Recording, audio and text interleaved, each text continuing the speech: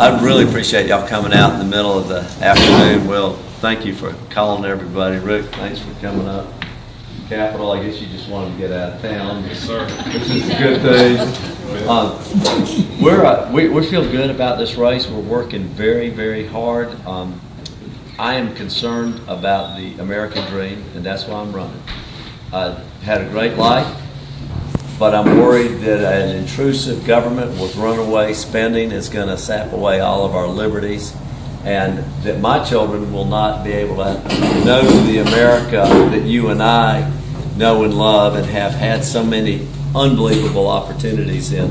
I ran into a friend of mine's, one of a children's friends the other day, and asked him, he's now 25-ish or whatever, so what do you do for a living? He said, well, I work for a company in Port Wentworth, Georgia that sells customized mouthpieces for saxophones. I said, well, that's great. What else do? They don't do anything else. And I said, well, how many people work there? 6 people. And I thought, what a great country. Just think about that. And then in Pembroke, Georgia, my friend Marty Daniel, you may have heard of Daniel Defense. I'll tell you why in a minute. But Marty was in the overhead door business, he was a contractor, and he had an idea. He was a sports shooter, and he had an idea to put a counterweight on the barrel, because after you've been shooting for a while, it gets heavy, and it also gets hot. So he came up with this design, couldn't get anybody to make it except for online, but they said, we'll only sell you 100 of them. He bought 100, he wanted 3 of them, put the other 97 online, sold them, and then, so wow, that's pretty good, I'll buy another 100. So he bought another 100 and sold those, and found out the people who were buying them really were right down the street from him in Hinesville, Georgia, the 3rd Infantry, because the soldiers wanted them for their M4s. And so, in time came to us, started doing business as a vendor for the Army, now has 260 employees, Daniel Defense. And the way you may have heard of him is they did an ad for the Super Bowl, and the ad never showed a rifle, never showed the image of a rifle. It only talked about protecting your home and your family. And then it said Daniel Defense, and the Super Bowl would not let him air it. Fortunately, our friend Sean Hannity picked up on it, and Marty laughed about it. He said, I came out ahead. But we're in this crazy world right now.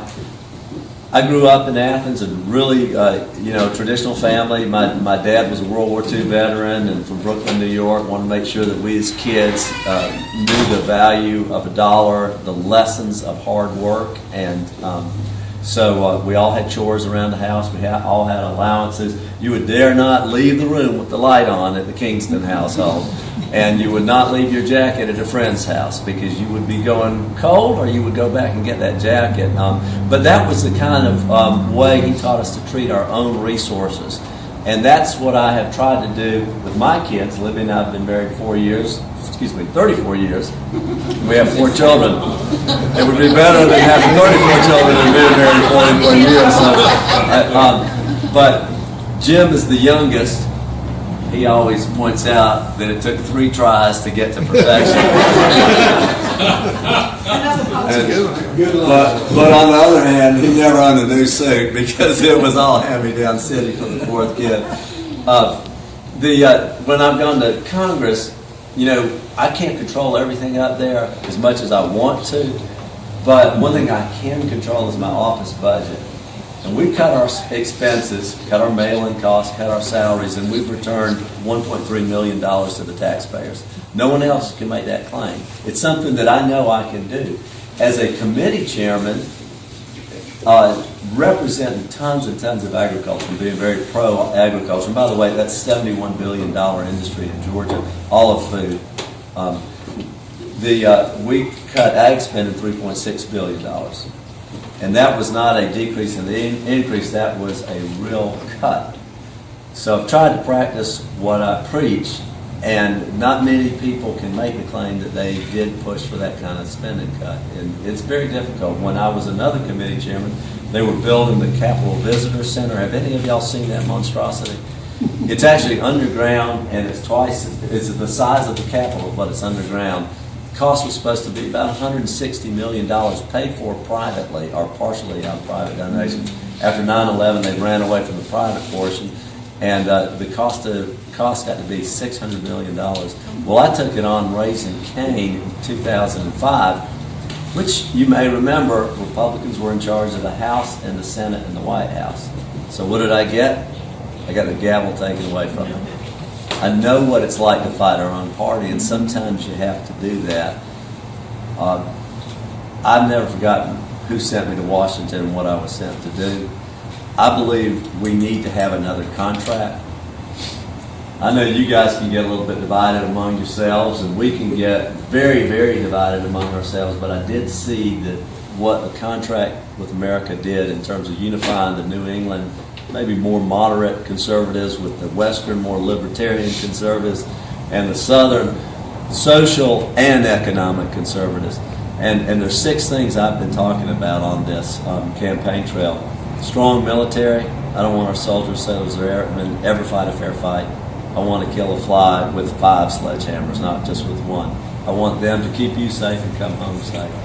I've represented 5 out of our 8 military installations. We have more veterans, more active duty soldiers than any other part of the state. Something that we live and breathe with down there. Number 2, obviously we got to balance the budget. When we are borrowing 42 cents for every dollar we spend, it is unsustainable. We've got to balance the budget. Number 3, we're never going to have any jobs until we push back on the regulatory overreach. Regulatory overreach, Obamacare. Regulatory overreach, Dodd-Frank. Regulatory overreach, a letter, a phone call, or a notice from the EPA. Any kind of thing that says EPA is not good news for you, but we need to push back on that. Number 4, do y'all remember how much gas was in January '09 when the new president was sworn in? $1.84. Yes, ma'am. Absolutely, Penny. You win. Now, we saw some gas here for $3.05, right, Jim? We are so mad because we filled up today for $3.08 thinking this is the cheapest gas we've ever seen. We should have held out. But if gas would go drop $1 a gallon, 75 cents, what a boon for the smaller towns in the rural areas where people have to commute to work. The only reason we have an increase in oil production is because of the miracle of the private sector. It is fracking, it's horizontal drilling, and all the good stuff that you do, just making it happen. So we need to have energy independence. Number 5, and I have gotten in a lot of trouble over this, but I still believe workfare over welfare. Mm-hmm. How many of y'all had a job when you were 15 years old? Wish you did something you still think about today? You know, I cannot imagine what would happen if you made the announcement that y'all aren't going to teach math to 8th graders. It would be insane, right? But for some reason, we think kids are going to be airdropped into the business world and they're going to have a great work ethic having not been taught it. Whether you're Bill Gates' kid or Ted Turner's kid or my kid, chores inside and outside the household are good for you. And then number 6, we need to have tax simplification. I'm a fair tax guy. You might be flat tax. You might be, let's just change the current code. But we need to have a tax system that's fair, clear, transparent, that everybody participates in. And so if we focus on those 6 things, I think not only will we be unified, but we can take back the Senate and the White House. And I am scared to death that if we do not get the Senate and the White House back, that we don't have 10 years to do this job. We got to get it done really in the next 4. So that's my report. We would love to have y'all on the team. If I cannot be your number 1 candidate, let me be in your top 8. Go right in. So I don't know if you guys have any questions or comments. Jack, I'd like to point out that since all the running has begun for the U.S. Senate, you have been in Pickens County more than all the other candidates combined. You've attended, I know of at least 5, 6 different events here, including the opening of the courthouse several months ago. So we think your strategy for capturing North Georgia is right on, and we appreciate it. And I think you'll find a great deal of support in North Georgia. Well, I sure appreciate it. It'll be hard for you to be the only one in the runoff, but you will be one of the two. And I think we can get turnout to get you to go to Washington and represent us. Well, thank you. We're working hard, Larry. I think y'all have just been great to all the candidates. I mean, you've given us opportunities to be up here. Always treated us very well. So we appreciate your, what we would call from Savannah, your northern hospitality. You know, this morning it was 8 degrees. We were so happy. We were in Oglethorpe last night, and what a time to leave my coat in Washington. But I only have one coat, and I never have to bring it to Savannah, so just I gotta break that habit.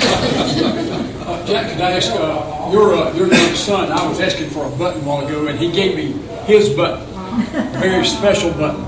So I'm going to ask you, not that you haven't been asked, but you probably will be asked, why should we vote for your daddy? I mean, you're the baby of the bunch. Why should we vote for your daddy? Well, sir, to address your first point, the pen was the only one given to me, and if I was not going to give it to you, I would have held on to it for 20 years, and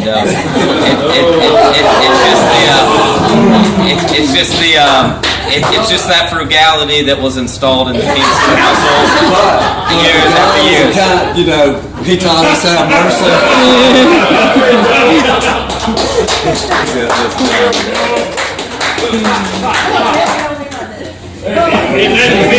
You get $5,000? Yes, sir. But if you're a man of the cloth, we give it to you for a lot less. You can finish up. Well, you know, after finishing up, or I've been in Athens, Georgia, the past 4 years in school, and what really motivated me, go Dogs, what really motivated me to get involved is just seeing all my friends, most of which made better grades than me, not be able to find jobs. And my dad's been able to do a lot as a member of Congress, despite a Democrat Senate, a Democrat in the White House. But I think watching a lot of the legislation get stopped, as an economics major, I don't know all about the Constitution, but I think everyone in this room knows that if it doesn't pass through both chambers of the legislature, it doesn't affect anyone in Georgia. And I do think my dad has the style and the personality to hit the ground running in the Senate. From a personal standpoint, I just like to see him out of the house and on the road. Two good answers.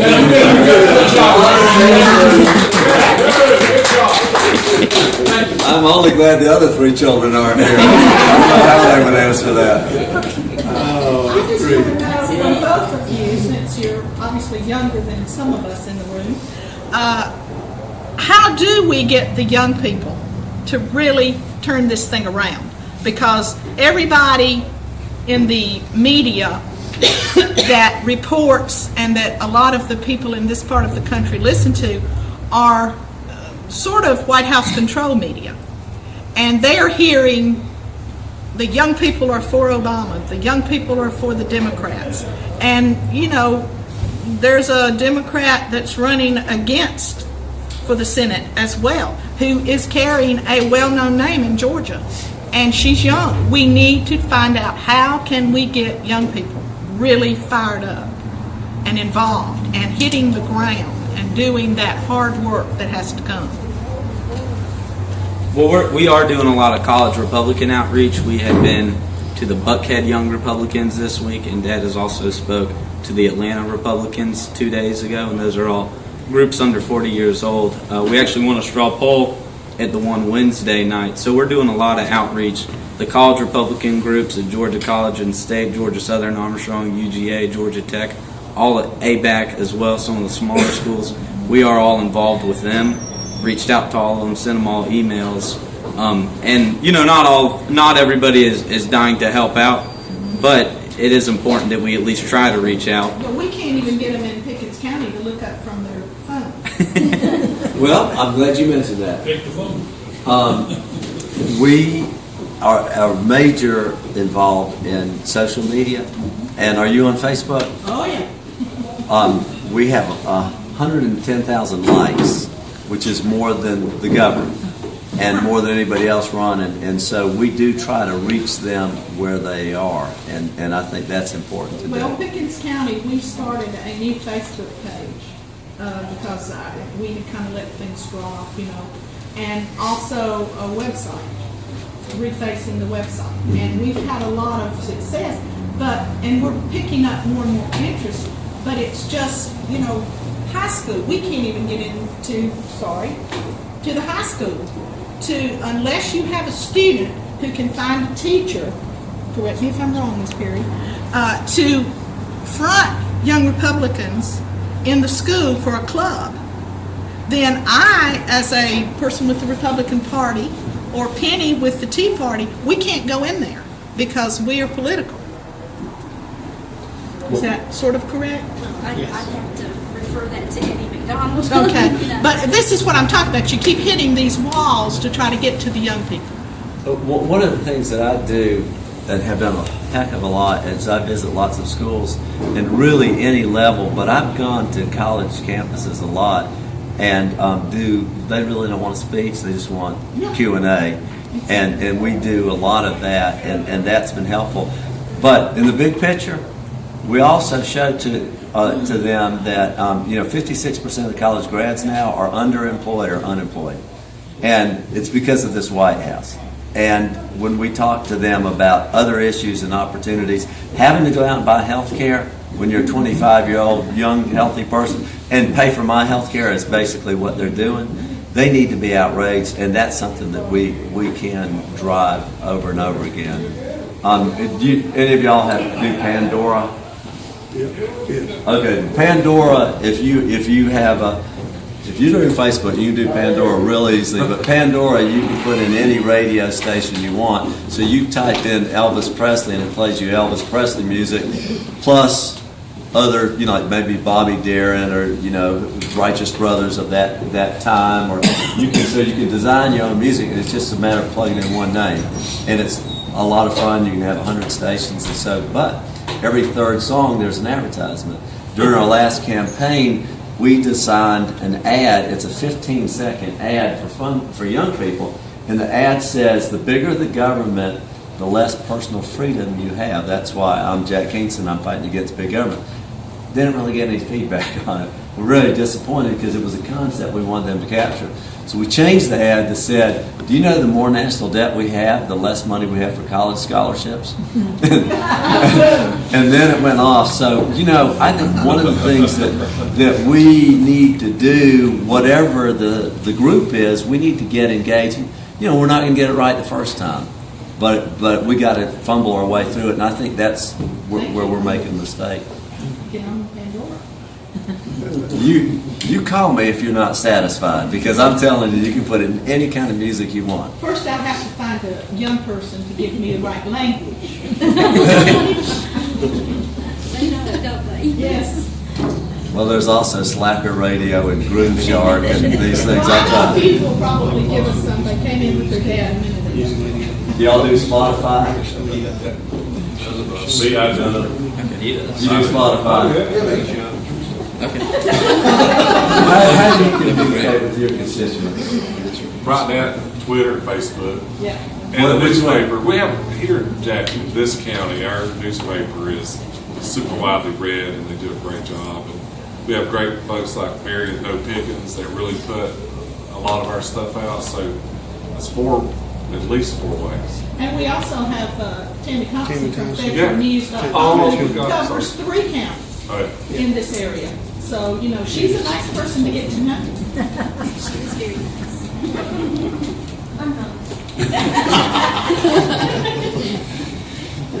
But you mentioned our Democrat opponent. The Democrats have lots of money. I mean, think about this guy who's here today. He's paid. He's not even officially with our opponent. Wink, wink.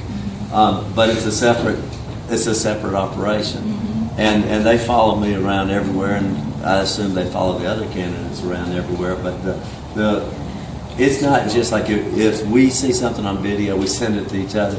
They send it to a national newspaper who makes a huge headline about it. I had one. I don't know if you know what a franking privilege is, but you can send out. They accused me of saying to abolish the franking privilege, but that's how we communicate with our constituents. We do survey. We've always used it, but it's okay. It's a lie. They said that I said I was going to abolish it. I mean, it's just, and then that becomes the truth. So they can say a lie about you, and it becomes truth in Democrat land, and they all print it, and you cannot put the fire out, no matter what happens. And she has received $10,000 from Harry Reid, $10,000 from Dick Durbin, let me know if you see, here's a name you like, $10,000 from Chuck Schumer, $4,000 from Howard Dean. Apparently he's following hard times. I don't know why. $1,000 from Jane Fonda. Is that all? And then the owner of the Atlanta Constitution is maxed out.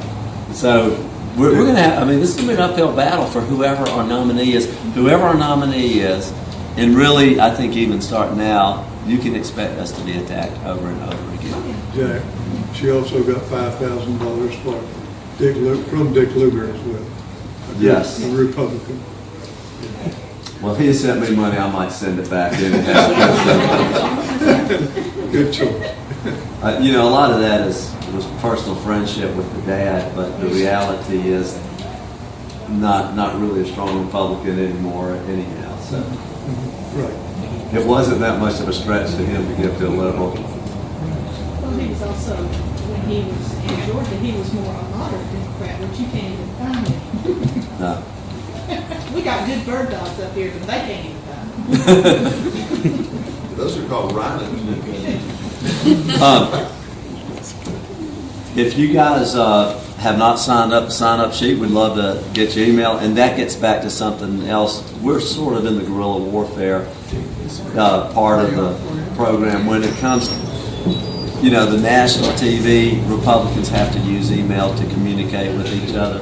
And if you want a bumper sticker, do we have bumper stickers, Jim? We can send you one. We'll have bumper stickers, and we will. If there's anything that's going on that you guys think I should know about it, please let us know.